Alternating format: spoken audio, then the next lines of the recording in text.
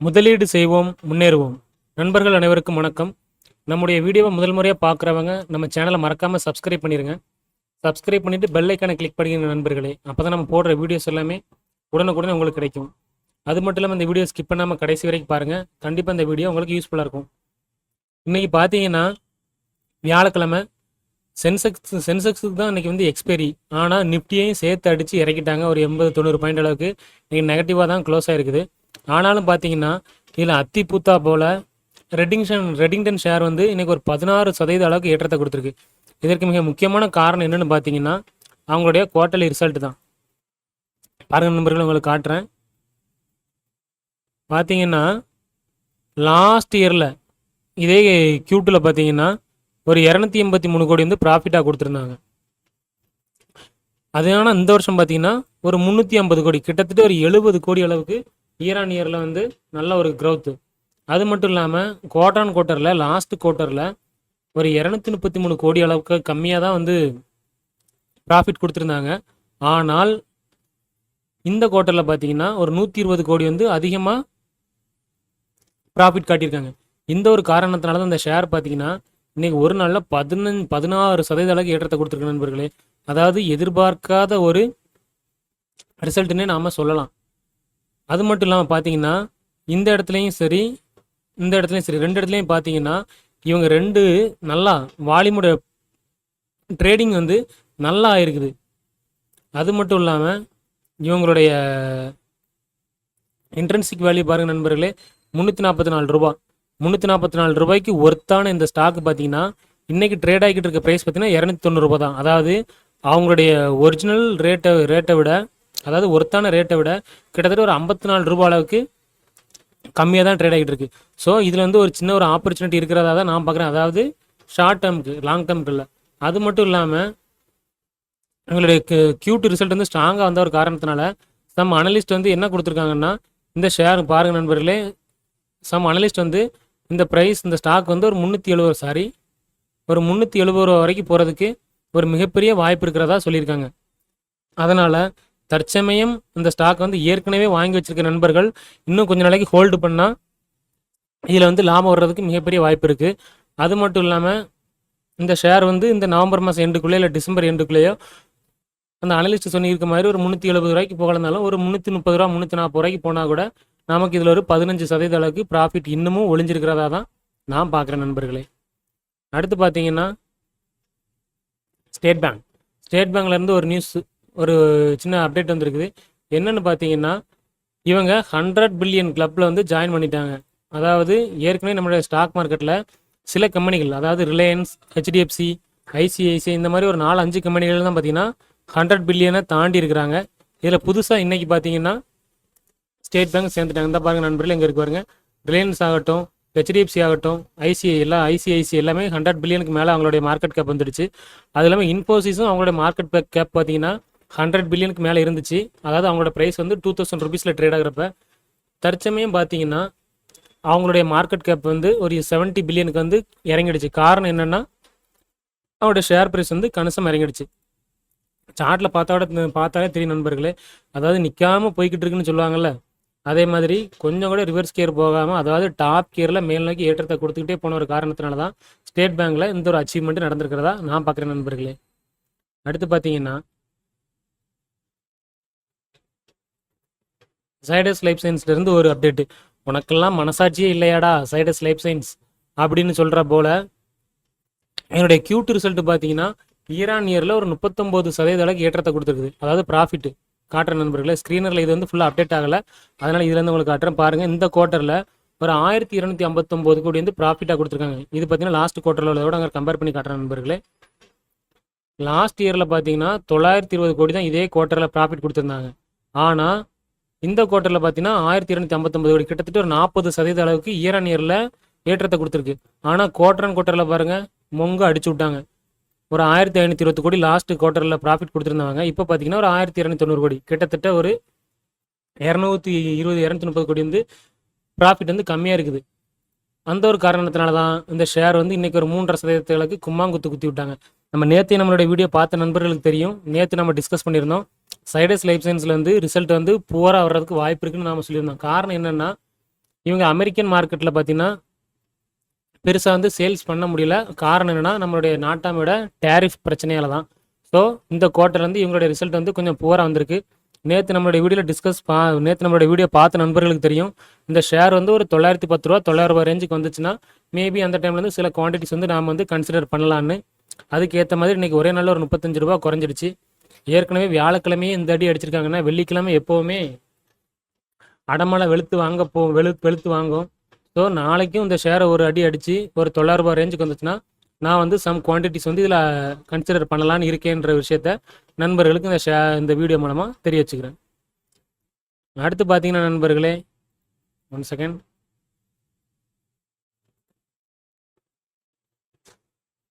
Blue star AC company இவங்ககிட்ட இருந்து இன்றைக்கி ஒரு அப்டேட். இவங்களுடைய ரிசல்ட் இன்றைக்கி வந்துச்சு. ரிசல்ட் வந்து எதிர்பார்த்த அளவுக்கு இல்லை.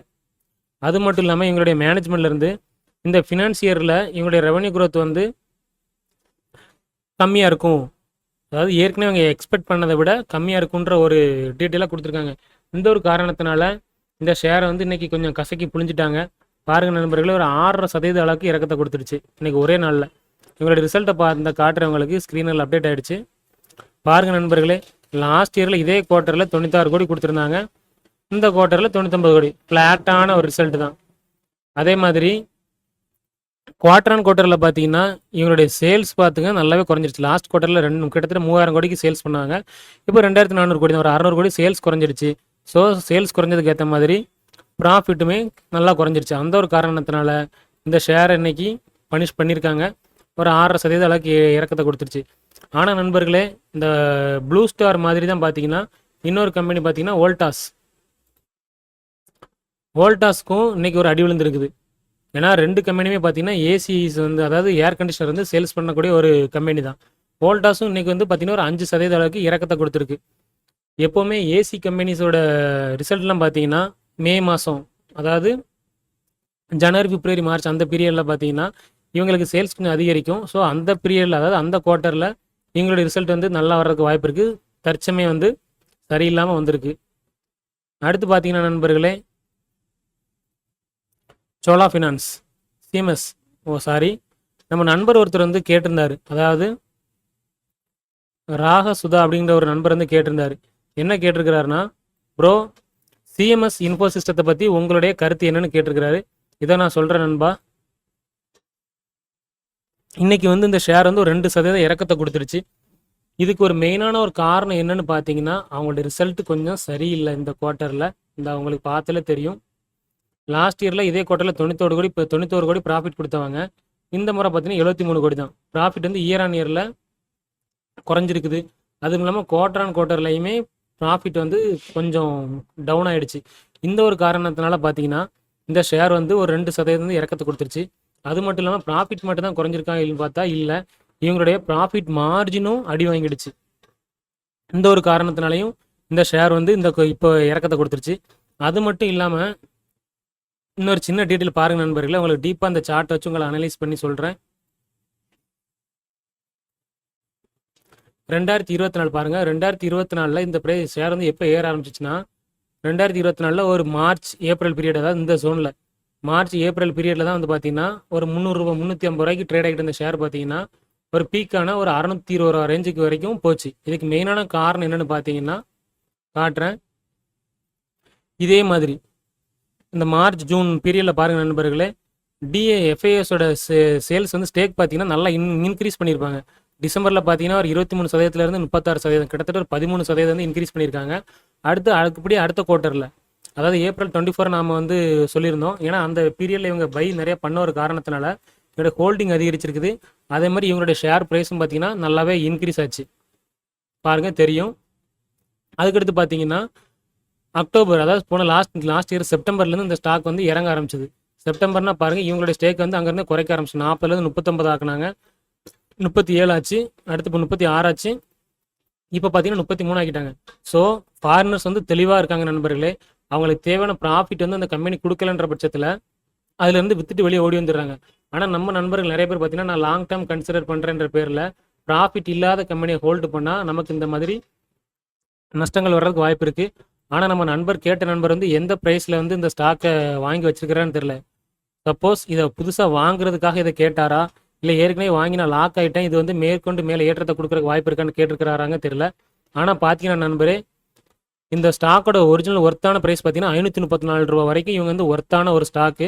355 ரூபா கிட்டத்தட்ட பார்த்தீங்கன்னா ஒரு 200 180 ரூபா ரேஞ்ச் வரைக்கும், சாரி 530, ஆமாம், ஒரு 180 ரூபா வரைக்கும் மினிமமான ப்ரைஸில் வந்து ட்ரேட் ஆகிட்டு இருக்கு. ஸோ இவங்க அடுத்தடுத்த குவார்ட்டரில் நல்ல ஒரு ரிசல்ட் கொடுக்குற பட்சத்தில் இந்த ஷேர் வந்து மேற்கொண்டு ஏறுறதுக்கு ஒரு வாய்ப்பு இருக்கிறதா தான் நான் பார்க்குறேன் நம்பர். ஏன்னா வேல்யூஷன் பார்த்தீங்கன்னா நல்லா தான் இருக்குது, 16 தான். பிஇ பார்த்தீங்கன்னா 16 தான் இருக்குது.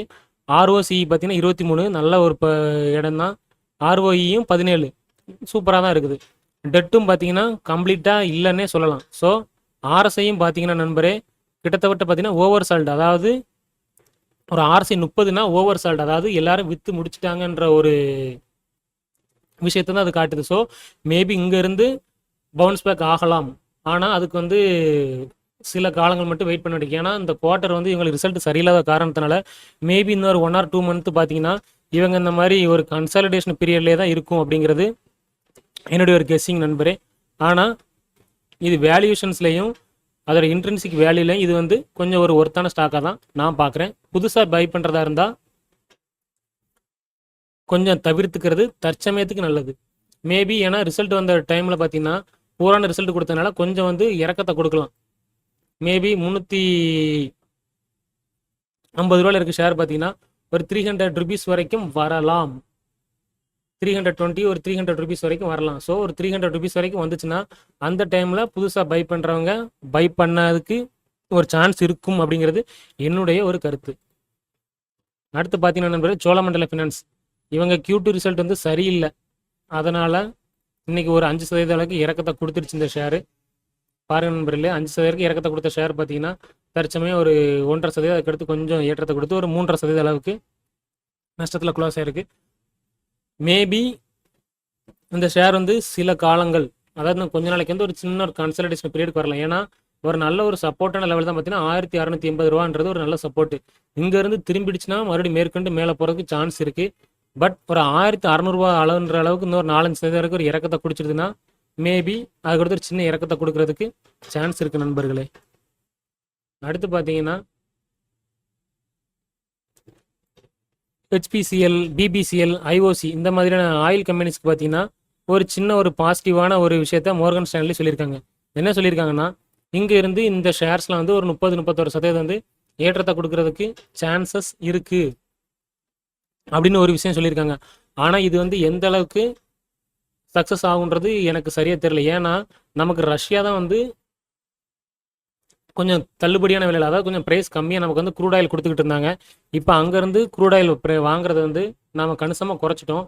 அதுக்கு பதிலாக மிடில் ஈஸ்டில் இருந்தும் அமெரிக்காவில் இருந்தும் நாம் இப்போதைக்கு க்ரூட் ஆயில் வாங்கிட்டு இருக்கோம். ஆனால் அவங்க ப்ரைஸ் வந்து கொஞ்சம் ஏற்றி தான் நமக்கு கொடுப்பாங்க.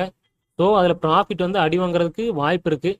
ஆனால் எதன் அடிப்படையில் மோர்கன் ஸ்டான்லி வந்து 30% போகும்னு சொல்லியிருக்காங்கன்றது சரியாக தெரியல நண்பர்களே. அடுத்து பார்த்தீங்கன்னா ட்ரம்ப் நாட்டாம, ஐயோ என்னத்தையாச்சும் சொல்லி நியூஸில் டெய்லி வந்து போடுறையா நீ அப்படிங்கிற போல இன்னைக்கு என்ன சொல்லி விட்டாருன்னு பாருங்க. G20 மாநாட்டில் சவுத் ஆப்பிரிக்காவில் நடக்குது, அதுக்கு நான் போக மாட்டேன் அப்படின்னு நம்மளால அழுத்தி சொல்லிட்டாரு. ஏன்னா அங்கே நம்மளுடைய பிரதமர் மோடி அவர்கள் வருவதற்கு வாய்ப்புகள் இருக்குது. ஏன்னா ஆசியன் பசிபிக் மீட்டிங்க்கு நம்மளுடைய பிரதமர் மோடி அவர்கள் போகலை, மறுத்துட்டார் போகிறதுக்கு. அங்கே ட்ரம்ப் வந்திருந்தார்.